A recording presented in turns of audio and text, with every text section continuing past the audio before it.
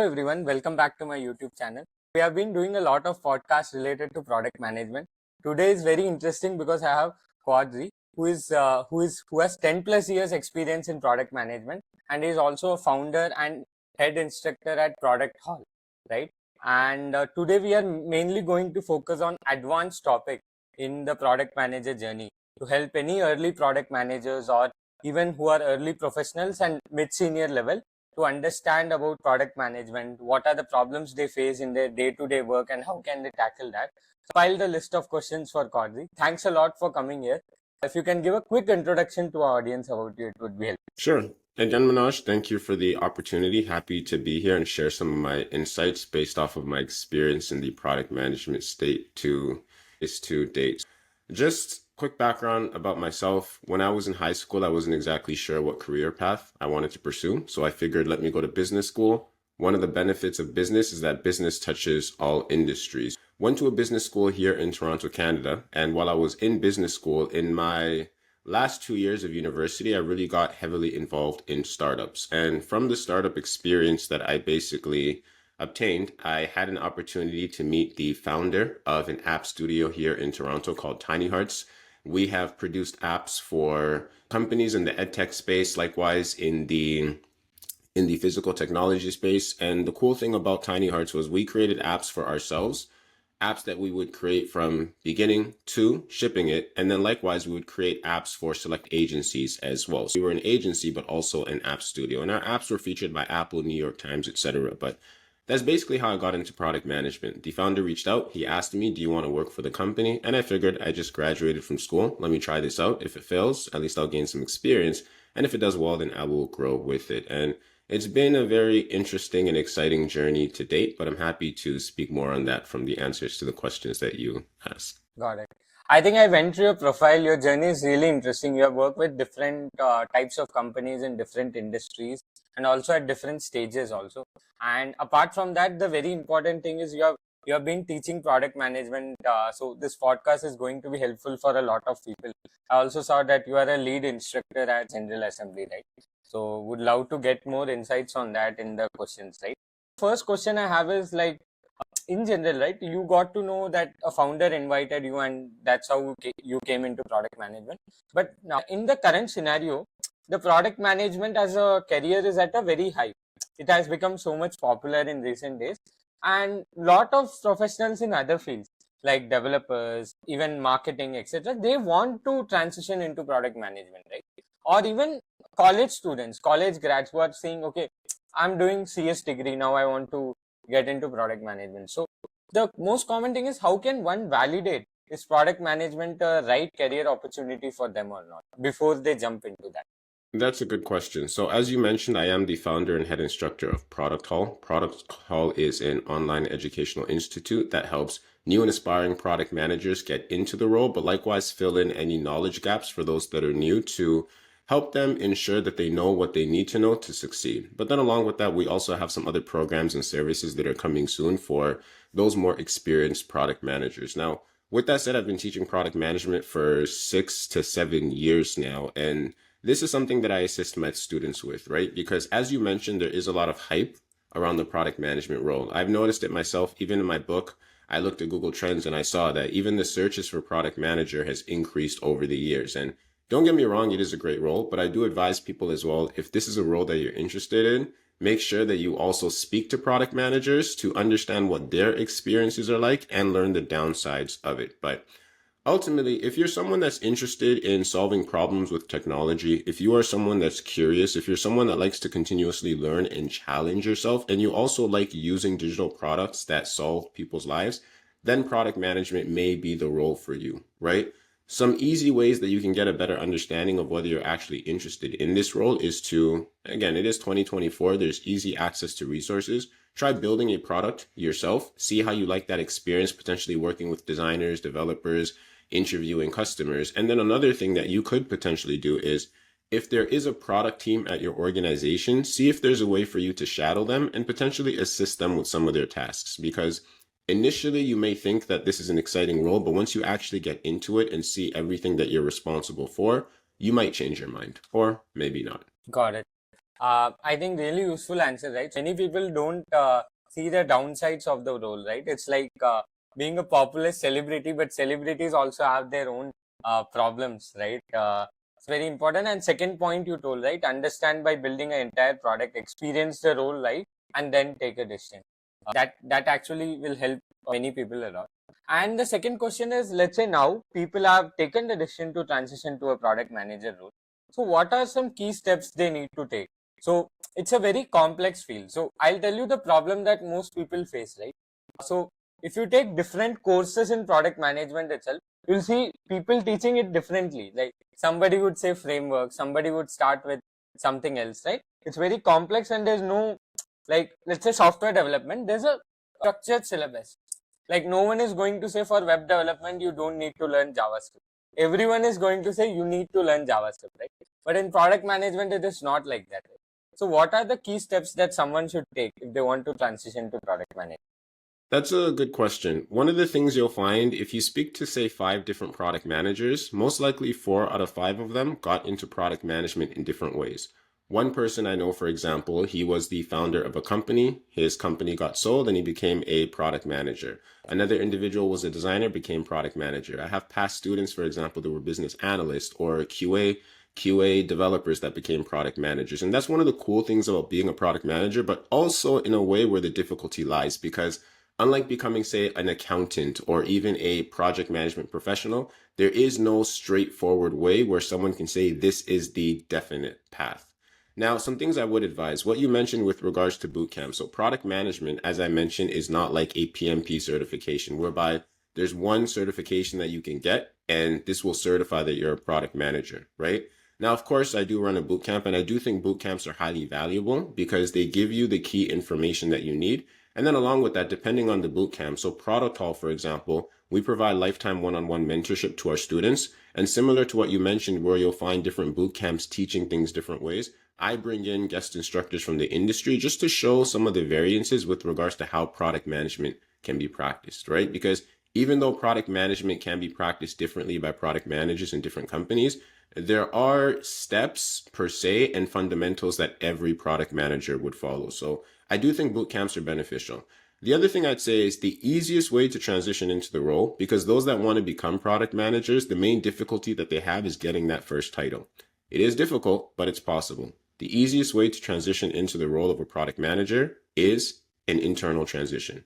So if your company has a product team and you have a boss that's willing to support you, speak to your manager, let them know that this is a role that you're interested in, shadow the team and see if there's a way for you to transition to that team internally inside your company. Because once you gain the title, after that, it's just gaining experience. And then if you choose to, you can move to other companies in the future. Another thing that is beneficial as well, as I mentioned before, get experience actually building a product, because this way, when you're going to interviews, it's not simply that you just have a certificate from a bootcamp. And this is something we do at Product Hall as well. We get students to actually apply what they're learning by building something. But again, it's not simply that, you've taken some courses, you have a certificate, you're passionate about the role, but now you can speak to and show actual experience of what you've built, going through the product development process from beginning to end with the roadmap, with designs that you can speak to, etc. Got it. So I think the first thing is try for internal transition because that's the easiest way, right? Even I agree because you already know about the business, the product, the tech stack, etc. Right? So it becomes very easy. And also building proof of work, which you told. It's not about just taking the course or certification. It's about building the project and showing it off to the recruiters or hiring managers. Yeah. And the next question is in general, right? You know that AI has evolved a lot, right? So there's ChatGPT, Google has also launched its own Gemini, right? How will product management evolve? How will product management as a role evolve, right? With the help of AI. Will AI replace product managers? Most of the people, AI is replacing a lot of other roles already, right? It replace AI or how will it enable product managers? So what's your view on that? Product managers are extremely busy individuals with all of the responsibilities that they carry. Keeping in mind that a product manager is also the glue inside the organization. Whether it's marketing, development, design, customer success, everyone is looking to the product management team to understand what are the key priorities for the product and how are we going to improve it to support us with accomplishing our business goals, right?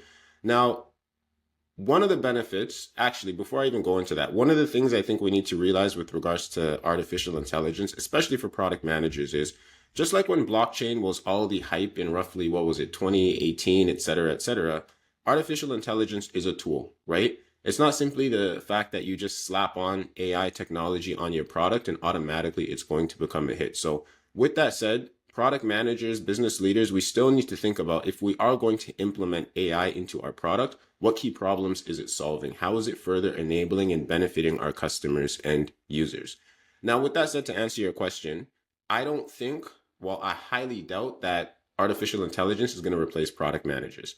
Yes, you might be able to use some of these tools to create a product requirements document, for example. Yes, you might be able to use them to draft user stories and acceptance criteria for you, but you're not going to basically, how is artificial intelligence going to manage, let's just say, stakeholder management in your company, for example, right? Are you just going to trust the technology to prioritize what those key decisions that should be made for your product are?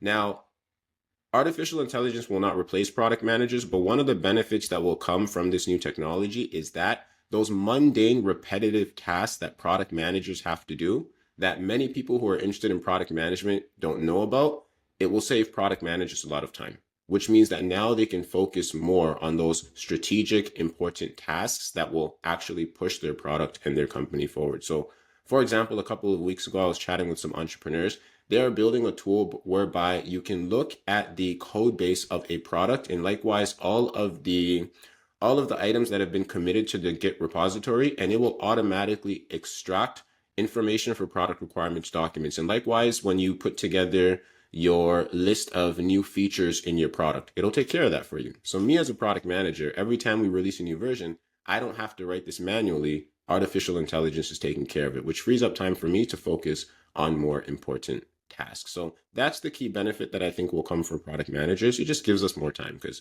product managers are busy people. Got it. So it's going to enable product managers to replace the mundane task and also improve productivity.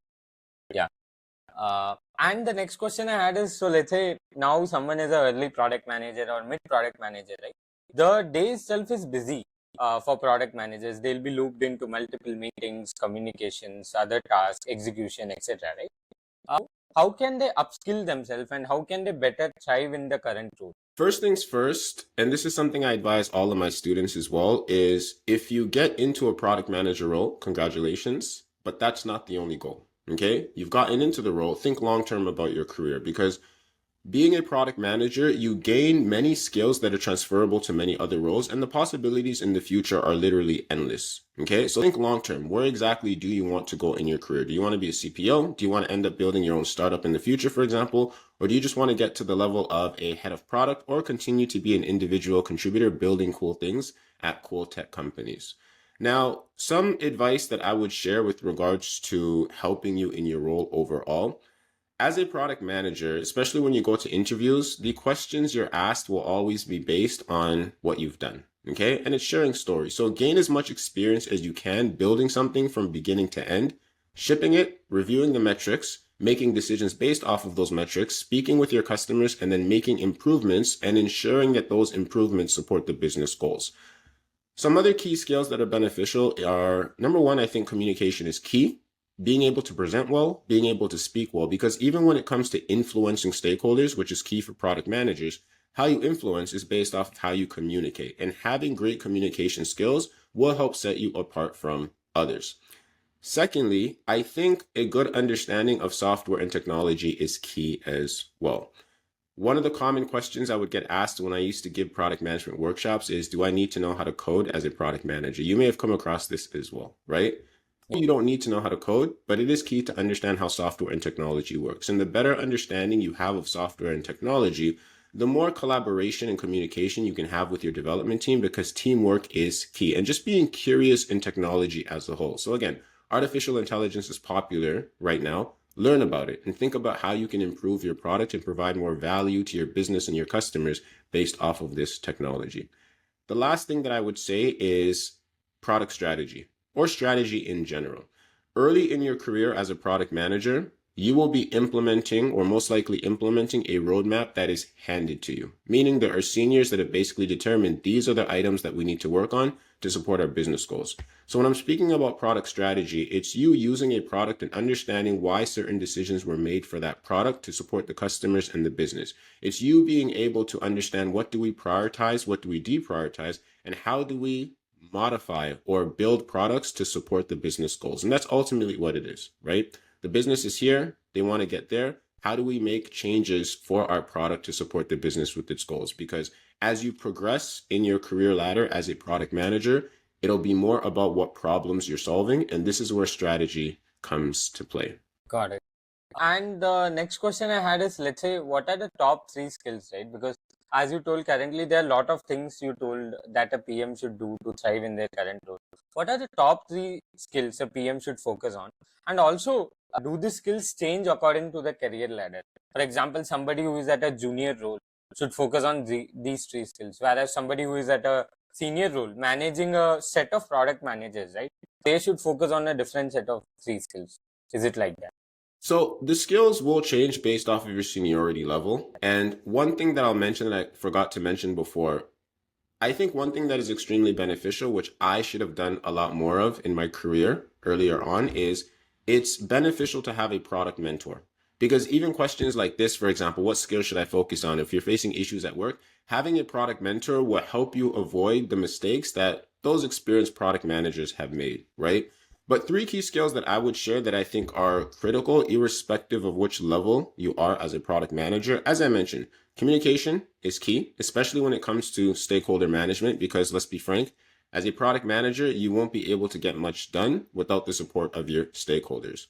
Secondly, product strategy is key as well. Now, product strategy plays more of a role as you rise higher in the career ladder, because as mentioned earlier on, you're given a roadmap that is basically handed to you. But as you get to a senior level head of product, then this becomes more of your responsibility, and you need to understand what are we prioritizing and why, and how do these items support the business goals and the customer goals as well. And then the third thing I say, which is key, is teamwork and collaboration. As a product manager, you rely on your team. Let's be frank, many startups, before they hire product managers, they generally hire designers and developers, right? And if you can't work well with designers and developers, all you literally have is just documentation. So those skills with regards to, having empathy, listening skills, getting to a point where your team members like working with you, and get to a point where you all feel as if you're one cohesive team and you can support one another, these are key. And of course, as a new product manager, this is key for the scrum teams you may be working in. But then, of course, as a senior product manager, head of product, CPO, this is key for the other business leaders that you're working with as well. Got it. Yeah, I think communication, stakeholder management, and also working with the team, right? Those are the very important things. Yeah. And the next question I had is, like, let's say once they are in the job, right, in the early stage or in the mid, how should they balance between discovery and delivery, right? So what I mean here is, let's say somebody deploying a feature, working on improving that feature or a product, versus what happens in a lot of companies, you deploy, you get another new feature which you want to work on, or new problem you want to solve for, right? And you keep on deploying things, but you forget about things that you already deployed and how you should build upon that or improve that, right? Because the time is like that. You keep on deploying, and there's higher chances that you might become even a feature factory, and which might lead to a failure, right? How can one balance between discovery and delivery of products and features? That is a very good question, and it's actually something that I faced recently as well. We would constantly ship features and we would improve the features and products that we shipped, but I didn't exactly have enough time to focus on discovery. Now, this is easier when you have a large team, because then you can have different team members that are responsible for these different items, right? Maybe the more senior that are focusing on discovery, whereas the more junior, they're assisting with light improvements based off of feedback and metrics post-release of a product. But couple things that I'd say is this is a key problem that I think many product managers face. Number one, it comes with time management. Okay. Product managers are busy. We don't always manage our times the best. Even when it comes to meetings, not all meetings we necessarily need to be in, for example, right? The second thing I'd say is you need to understand the impact of what you are working on, because one shouldn't do discovery just for the sake of doing discovery. Okay, artificial intelligence right now is very popular. Let's do some discovery on it. No, even before that, you should have an understanding of that discovery that you're doing. What is the impact potentially going to be for your customers, the product, and likewise the business, right? Thinking about the value that's going to be generated and likewise the effort that you'll be expending. And then based off of that, you can determine, okay, which one should I be prioritizing more? The recently released features that we've worked on or focusing on discovery a bit more, right? There is no clear answer that I can give here. I can't say it's 50-50. I can't say it's 70-30, for example. It does depend on the product portfolio. It does depend on how skilled you are. It does depend, for example, on how large your team is, but I do think having time for both is key. But again, if you are going to do discovery, for example, understand the potential impact of that discovery, because if a manager is asking you why you are doing this or how you are spending your time, just like with any product or feature, you should be able to clearly communicate what the benefit is going to be to the business, the customers, the users, and likewise, of course, the product as well. Does that make sense? Yeah, correct. So I think the more you are telling is around how can you work based on impact, right? You should not just do discovery for the sake of it. Instead, you should know what real impact it will create for the business and the user, and also get the alignment of the stakeholders. Yes, because product managers are busy. You're always going to have multiple things on your plate. You're going to have to prioritize. Because myself, even when I would do discovery, prior to that discovery, I would understand why are we doing this in the first place and what are the potential benefits of it to help determine, is this something that I want to focus on? Because this is just discovery in general. What about when you have 4 or 5 different things that you can potentially discover, right? So I think next question is something related to that only. So as a product manager, we have a lot of tasks in hand, right? A lot of things to do, and it's mostly a firefighting scenario in a day-to-day life. So how can one, let's say, have a clarity and prioritize their day-to-day task and manage time at a daily level, so that they are making sure that they are not wasting their time on unwanted tasks and they are focusing time on where it's really needed, right? And is there any framework or any technique you use to manage your day as a product manager, prioritize your tasks? I don't have a specific framework, but there are some tips that I would share in general, because this is a problem that many product managers face. And I think one of the key reasons we face this is because I've had situations where I would start my week and my calendar was empty, but then all of a sudden my calendar would become full. And the reason is, again, as product managers, one of our key responsibilities is to act as quarterbacks to our stakeholders, right? The marketing team needs your input on something. The senior engineers need your input on something else. Design wants to review something. Then you have an ad hoc meeting with the management team, etc. Your schedule constantly becomes busy due to things that others need from you. Now, one key thing I will say is, if you are a product manager that's constantly supporting others, this is good. But if you're constantly supporting others, but you're not focused on your key tasks and responsibilities, it's not going to bode well for you. So you always have to keep in mind what your key responsibilities are and ensure that those are being met while supporting others as well. Some general things I'd say with regards to this: as a product manager, it's always good to think ahead. So if you are going to release a product, for example, plan ahead in your schedule. When are you going to review your metrics? When are you going to have a follow-up with the customer support team to go through the bugs, for example? When are you going to have follow-up meetings with your team to discuss what other potential features or enhancements you're going to make? Don't simply just release the product and assume everything is going to go fine with your schedule. And this is for the schedule as a whole, right? Another thing that's beneficial, and I've seen others in my company do this, not just product managers, but block off time in your calendar so that no one books that time. That is time for you to focus. Whether you have user stories and acceptance criteria to put together, whether you need to write a product requirements document, for example, that is your time. And once it's there, hopefully your team members will see that, okay, this person is busy. Now's not the best time for them, and they will book around it. Likewise, if there are meetings that you're invited to and you don't feel that they are pertinent, of course, be cautious with regards to how you do this. Remove yourself. Okay. And if there are communications, for example, that don't necessarily need to be handled via a meeting, remove yourself. The other thing I'll say is those regular recurring meetings that you have, for example, with your Scrum team, the daily stand-up, for example, of course, those need to be in your schedule. Meet with your team to see how can we basically improve these meetings, but then also ask your team members as well, because I've ran into a situation where I'd have multiple meetings with my team, and we asked ourselves which of these meetings are not beneficial, and we removed them so that they had extra time for themselves and you had extra time for yourself as well. It's never going to be a case as a product manager where your schedule is always going to be the way you want it to, and that's fine because people do need you and you should support. But along with that, as you are getting things done, always think about and prioritize based off of impact, but likewise urgency. If things are urgent, they need to be done right away. If they're not urgent, save it for later. Okay. And if you ever do find yourself in a situation, and this is for, junior product managers or those with managers in general, where you have a lot on your plate and you're not sure what to do, one simple tactic that you can employ when you have a one-on-one with your manager, show them your busy schedule and ask them, which of these do you think I should be prioritizing at the moment? And they will help you basically prioritize the most important and push the other things off of your plate or defer them until later. Got it. I think thanks a lot. I think I've also experienced a couple of one, especially the last one, right?